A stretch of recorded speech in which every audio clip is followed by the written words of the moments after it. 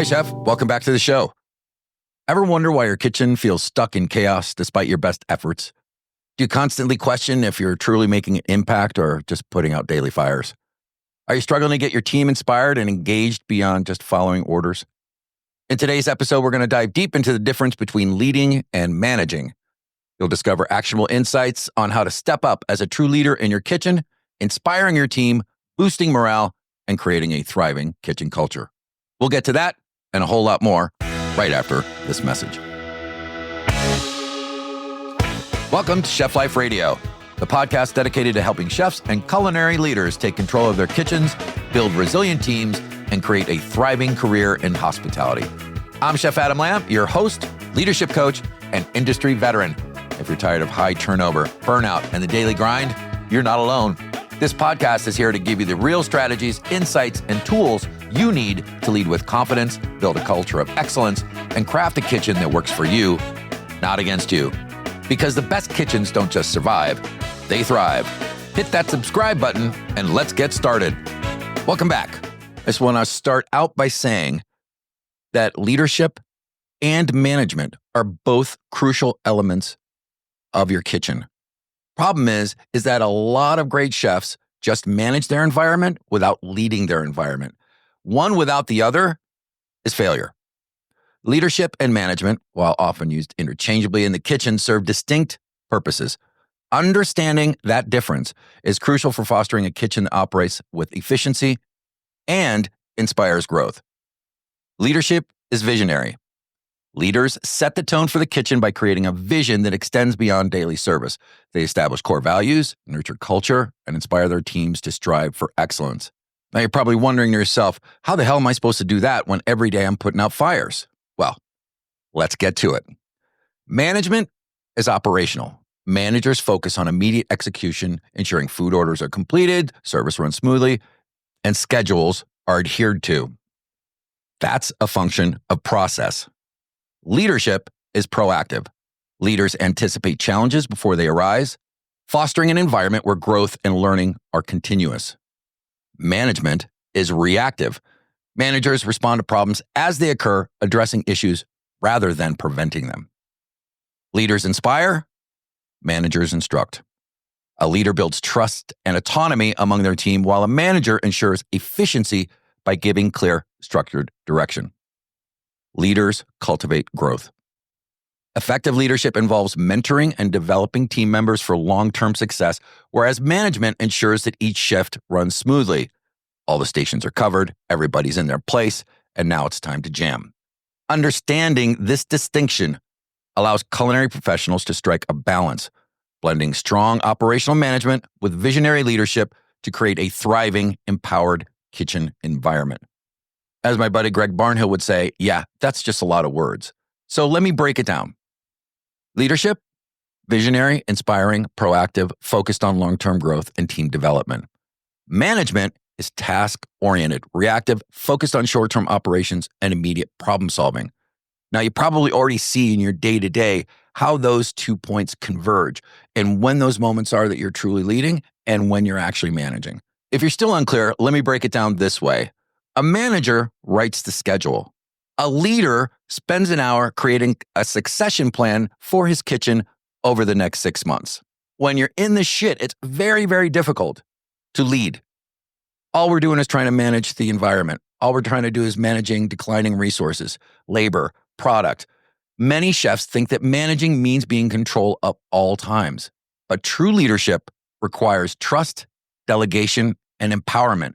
And it's the only thing that is actually going to set your kitchen up for success, building leaders within, so you don't have to do every goddamn thing yourself. Regardless if you think you're the only one that ever does it correctly. You'll always be in that trap until you learn to trust your people, coach and mentor them such that you don't have to do that every single time. And I get it. It feels good to get shit done, especially when the environment is so hectic and all you're trying to do is see your way from 8 a.m. to 8 p.m. or 10 p.m. or whatever that looks like. But if you're not carving out time to do leadership functions, you will always be putting out fires. I was once asked to do operational assessment on a retirement community. So I spent 7 days, talked to all the cooks, talked to all the management, talk to the residents in order so I could get a clear vision of what was happening from a 10,000-foot view and then a very granular view. What I came to understand after I gathered all the data, all the interviews, and sat quietly to digest all of this is that the kitchen was being run like a Chinese fire drill every day. Every day they were understaffed. Every day they were running from task to task. There was just barely enough time to get the food out and maintain that food until such time as service broke down. And while I could understand that some of the staff thought that was exciting and made every day something to experience, I understood that it was incredibly unsustainable to continue to operate that way because there were needs of the associates that were going unmet. And when I talked to the associates, what became apparent was even though the staff was unhappy, they had been coached not to go to HR. Listen, we do all our laundry in-house. So therefore, they would go to the chef, they would go to the dining director, and they would promise that things would get better and they would fix it, although they would never be empowered enough to change what was going on. So consequently, what happened is the associates felt like they were unable to change anything. They couldn't speak to anybody and they felt trapped in their jobs. Again, incredibly unsustainable. And it pointed to the leadership in the kitchen for the fact that nobody was actually leading. All they were doing was managing the day-to-day. And as I said before, it's incredibly unsustainable. And these people were getting fried. As a matter of fact, talking to them, very few of them would actually look me in the eye. They just looked down at the ground as if they had already been beaten. It was a tough assessment to write. But the only way that I knew how to get it through to leadership was that this particular leadership team in the kitchen were squandering their human capital based on short-term financial goals, day to day, week to week, month to month, quarter to quarter. And after a while, this stuff builds up and it creates quite a toxic environment. The next day, I got a text from the chef saying, hey, by the way, I just put my notice in. See you later. And a couple hours later, I got a call from the operations manager and they asked me to kind of bridge their search from chef to chef. But it was a reclamation project. I mean, building these people back up so they had a sense of self, so they had a sense of mission, they had a sense of vision. Because if it's just coming in every day just to be a machine and crap through the day, that'll burn anybody out. Can you relate to this? Does it sound like an experience that you've had in your career? Yeah, I'll bet it does. Here's a question that can help you get back on track. Think about your day-to-day. Are you directing traffic or are you guiding the journey? Because one, you're just managing. The other, you're truly leading. The cost of just managing. When leadership is absent and management is purely reactive, kitchens become environments of stress, inefficiency, and instability. Instead of fostering a team that grows and thrives, if this lands with you at all and all of a sudden you're feeling kind of shitty inside because you're trying to figure out how you bridge the gap between managing and leading, I got to let you know, it's not your fault. Nobody teaches leadership in culinary school. That's why I do what I do. That's why this podcast exists, so that I can impart to you the things that I've had to learn the hard way, such that you can actually use that as leverage in becoming a truly successful chef. All right. Increase stress and burnout. Without strong leadership guiding the team, stress levels rise for everybody. A reactive kitchen culture means constantly problem solving on the fly without clear direction. This wears down both chefs and staff, leading to emotional and physical burnout. The inevitable consequence is high staff turnover. Employees want to feel valued, challenged, and part of something bigger than just executing orders. Remember what that felt like in the grind? Feeling like a machine? I want to feel like an interchangeable part. I want to feel like an essential contributor to the kitchen's success. Without that, it leads to high turnover, which disrupts the kitchen operations and increases recruitment and training costs. How many more times are we going to have to train on the pantry? There's a crazy statistic about 90 days. They've figured out that 70% of employees will leave before the first 90 days. If you can make it to 90 days, it's like an 80% chance that staff member is going to be there at the end of the year. So my question is, what the hell is happening within those first 90 days that people feel completely disconnected, depressed, and not supported? What's going on in those first 90 days that we can't give them the support they need to make it to the 90? Is it on them or is it on us? And the unfortunate thing is that there are very few organizations that will actually plan from a P&L perspective and set money aside for turnover ratio and training for associates. It costs about $4,000 per person right now in the United States to replace an hourly. $4,000. I don't know how many places are not factoring that into the turnover rate of their operation such that they can actually afford to do that. And let's face it, if you're training well and you're inspiring people, that money goes right to the bottom line. Saved. Bonus. Bam.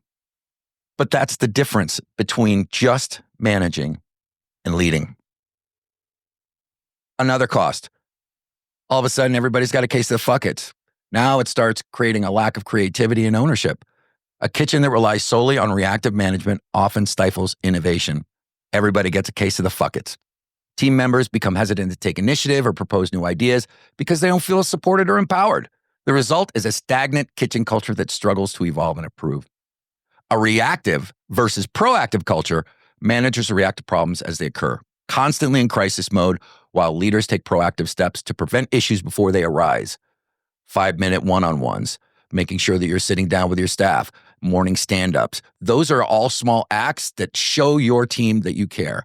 A lack of foresight leads to inefficient workflows, repeated mistakes, and a kitchen environment where stress is the default state of a controlled challenge. Kitchens don't thrive on reaction alone. They thrive on leadership that sets the course, empowers its team, and builds for the long term. Kitchens run on systems, but thrive on leadership. I was a chef of a high-volume seafood restaurant in Fort Lauderdale down on the Intercoastal, and there were a lot of management principles, especially when you're dealing with, say, 23 different types of fresh fish that come in 4 days a week. First 4 hours of your day are spent in the cooler with a jacket on, cutting fish, and we measured everything down to the scrap so that we could make sure that managing our products was efficient because the margins on that stuff are really thin. And labor was managed in a similar way. South Florida, your busy time is typically wintertime in any other states. Summertime down there is when things get slow. So because the way the staffing guide was set up, it was based on covers. So we had this core group of guys and ladies who would be there through thick and thin, and we'd have to augment staff during season. But we were just kind of like floating along from day to day to day, just trying to make the numbers work until I realized, listen, I got to get everybody together so that they understand what's going to happen in the next 6 months.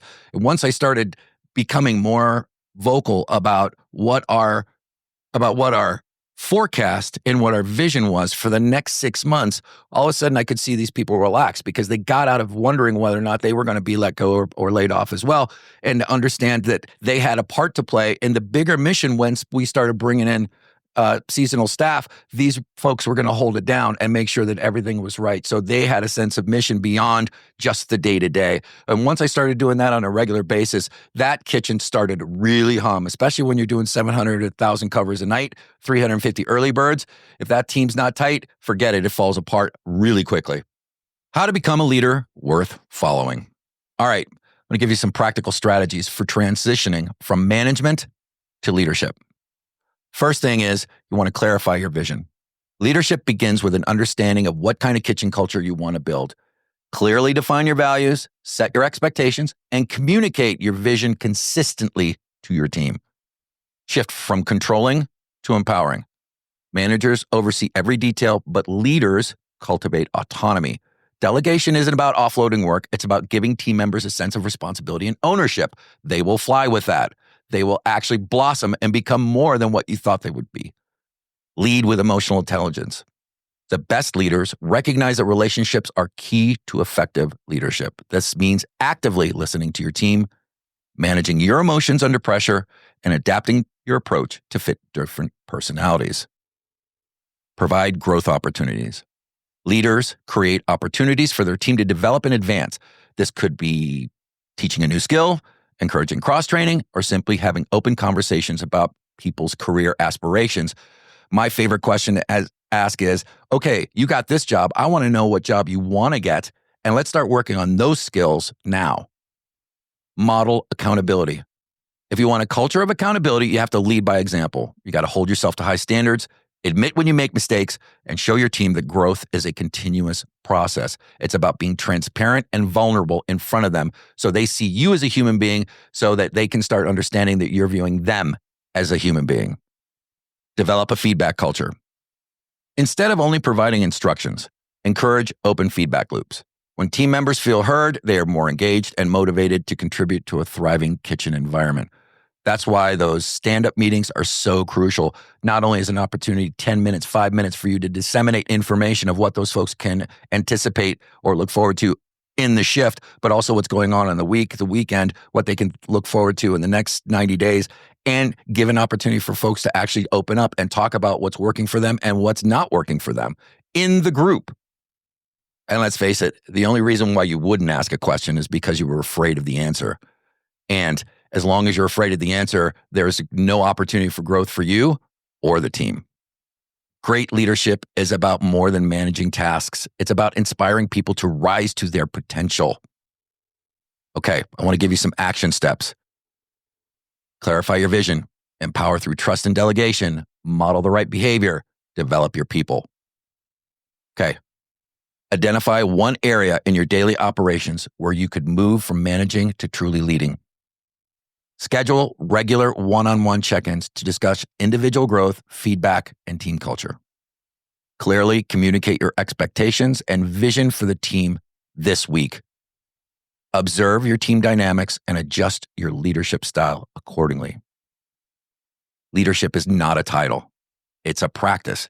It's about showing up daily, consistently, intentionally, and being present to your team members.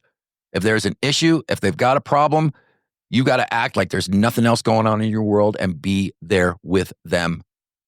Over with them, not with you, with them. Be with them, give them your full attention, and you'll be surprised at what kind of emotional payback is available for you. If today's episode resonated with you, I challenge you to ask yourself honestly, am I managing the kitchen or am I leading my team? Remember, change starts with awareness. Take a moment today to reflect and take one small step towards becoming a leader worth following. Because you can. You got this.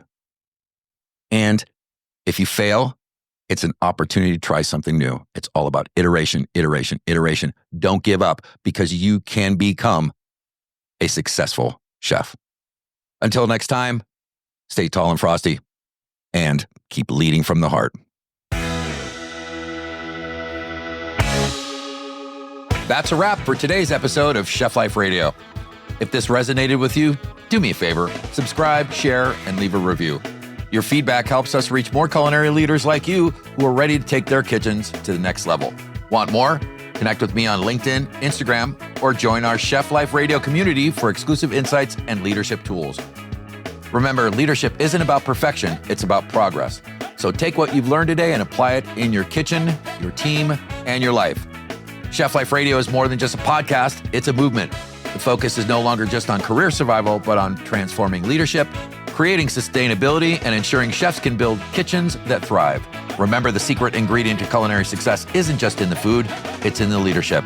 Keep learning, keep growing, and as always, lead with the heart. See you next time.